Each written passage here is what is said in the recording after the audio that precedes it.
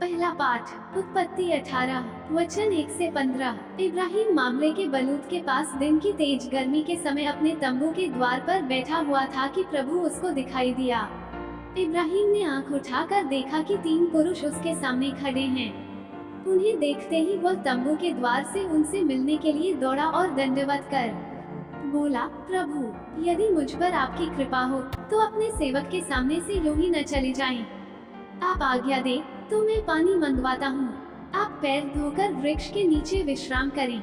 इतने में मैं रोटी लाऊंगा। आप जलपान करने के बाद ही आगे बढ़ें। आप तो इसलिए अपने सेवक के यहाँ आए हैं। उन्होंने उत्तर दिया, तुम जैसा कहते हो वैसा ही करो। इब्राहिम ने तंबू के भीतर दौड़कर सारा से कहा, जल्दी से 3 पसेरी मैदा गूंथकर फुलके तैयार करो। तब इब्राहिम ने घोरों के पास दौड़कर एक अच्छा मोटा बछड़ा लिया और नौकर को दिया, जो उसे जल्दी से पकाने गया। बाद में इब्राहिम ने दही, दूध और पकाया हुआ बछड़ा लेकर उनके सामने रख दिया और जब तक वे खाते रहे, वो वृक्ष के नीचे खड़ा रहा।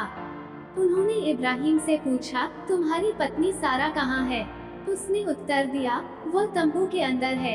इस पर अतिथि ने कहा, मैं 1 वर्ष के बाद फिर तुम्हारे पास आऊंगा। उस समय तक तुम्हारी पत्नी को एक पुत्र होगा।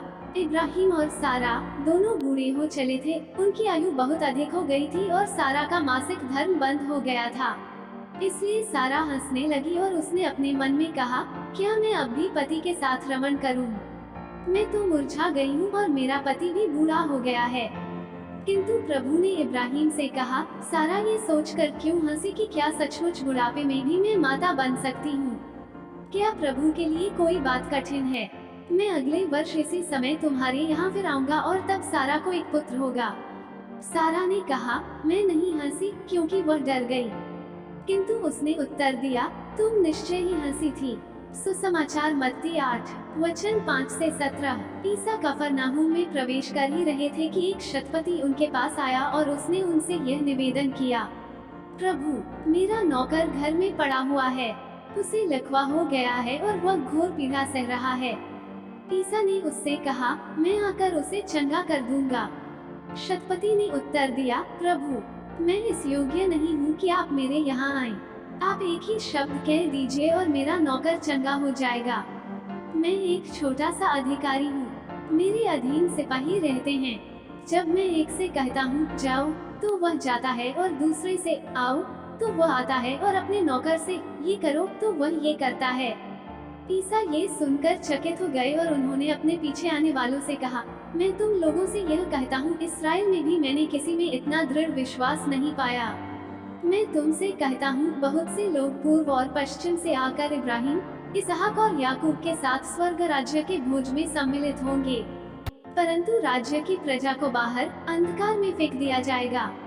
वहाँ वे लोग रोएंगे और दांत पीसते रहेंगे। शतपति से ईसा ने कहा, जाए, आपने जैसा विश्वास किया वैसा ही हो जाए।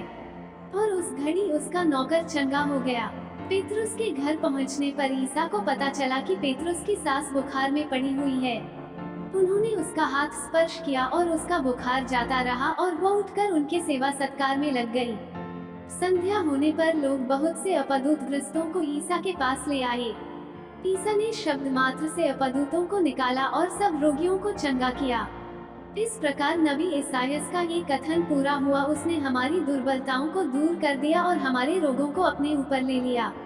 मनन चिंतन। आज के सुसमाचार में हम 2 लोगों को पाते हैं, शतपति का नौकर और पेतरुस की सास। ये दोनों अपने अपने बीमारों से पीड़ित थे। शतपति, जो कि गैर यहूदी था और स्वयं एक अधिकारी था, उसके अधीन कई काम करने वाले थे। उन्होंने प्रभु से कहा, प्रभु, मेरा नौकर घर में पड़ा हुआ है। उसे लकवा हो गया है और वह घोर पीड़ा सह रहा है। प्रभु ने उससे कहा, मैं आकर उसे चंगा कर दूंगा। लेकिन शतपति प्रभु से कहते हैं, प्रभु, मैं इस योग्य नहीं हूँ कि आप मेरे यहाँ आए। आप एक ही शब्द कह दीजिए और मेरा नौकर चंगा हो जाएगा।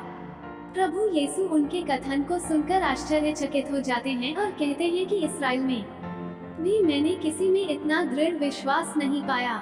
उसी प्रकार पेतरुस की सास भी प्रभु से चंगाई पाने के बाद वह सेवा सत्कार के कार्य में लग जाती है।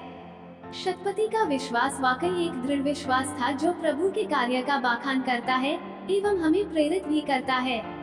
हम प्रभु से कृपा पाने के बाद उसे अपने तक सीमित न रखें, बल्कि उसका उपयोग दूसरों के लिए ईश्वर की महिमा के लिए करें। आमीन।